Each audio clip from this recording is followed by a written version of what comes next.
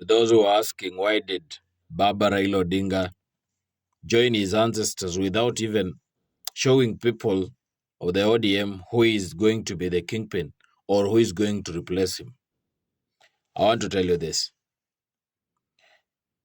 Raila Odinga, a time he looked back at his children.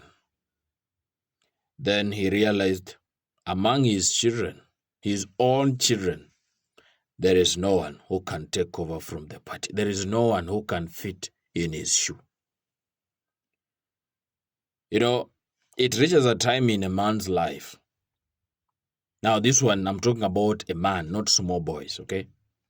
Whereby you sit somewhere and look at your children and you be like, oh my, I just want to bless my own child to take over from me about the companies or what you have been doing, because it's possible you can do that. But when you look at your children, they are behaving so funny. Some of them are not showing even interest. They are fighting amongst themselves to show who is superior and who is not. They are showing it stupid type of characters. But in the same family, there is those children that came with a mother. Those ones are behaving so well until you feel like, how I wish these were my children. But you know you cannot go as far as giving these children the blessings, because your brothers who are their uncles will start fighting them. That is what happened to Baba Raila Odinga. He looked at the party and he found out that the so-called the owners of the party, the real people of the ODM, were busy fighting. The other children that were born out of wedlock were the one fighting for the party. He decided to go for a handshake. And that is when the death announcement of ODM was made. He shook hands with President William Ruto. Now, the funeral took place the very day he decided to actually appoint some people to go and join President William Ruto as the experts in the broad-based government. That is when the ODM was buried completely. Now, later on, he decided, let me relax. Baba joined his ancestors. What did you do in his funeral as the ODM people? In the last day, you guys decided to confirm to Baba that your instincts were right.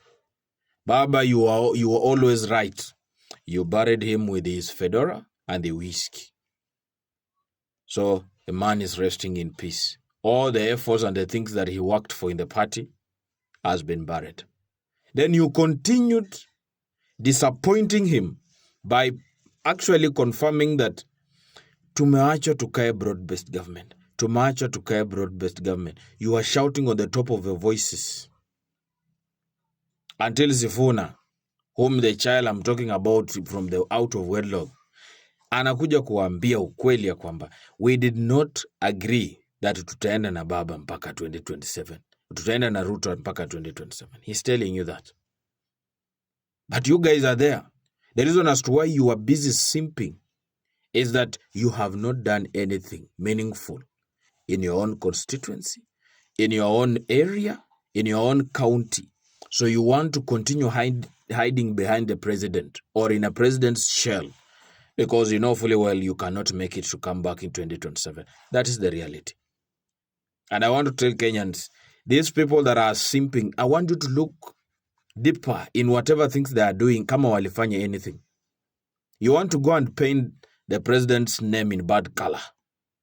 That is your intention as the MPs and as the governors. That is why you are telling, tuliacha kwa broad-based government, tuliacha kwa, we are not living anytime soon. It's not that you are not living. You depend on hiding behind people to do something wrong. Baba has been like an umbrella. Now that umbrella has been blown away by the wind. You don't have anywhere you can hide. That is the fact, and that's what is eating you. Let me tell you, a time has come where we are going to go deeper and look into the things that you guys were supposed to do and did not do this year. To the fedora and the whiskey, if actually you had good brains, when Winnie came back with the fedora, because that is a symbol that Baba and people, that is the thing that people used to know about who is Baba, that fedora. When she came back with it, angempa mama. Vile alimpa mama, the mother could have taken to the council of elders. People who actually are the elders in Luoland. Then, after that, those ones are the one who are going to give to someone who has been confirmed as the king or the next kingpin. Then you'll be given that thing. That's what happens. Even the kingdom, where the king dies, he's not being buried by the crown. The crown remains so that the heir to the throne is given. So you buried him with that thing. Alafu, what next? I'm going to start from zero. Now you are fighting the people that are holding on the party.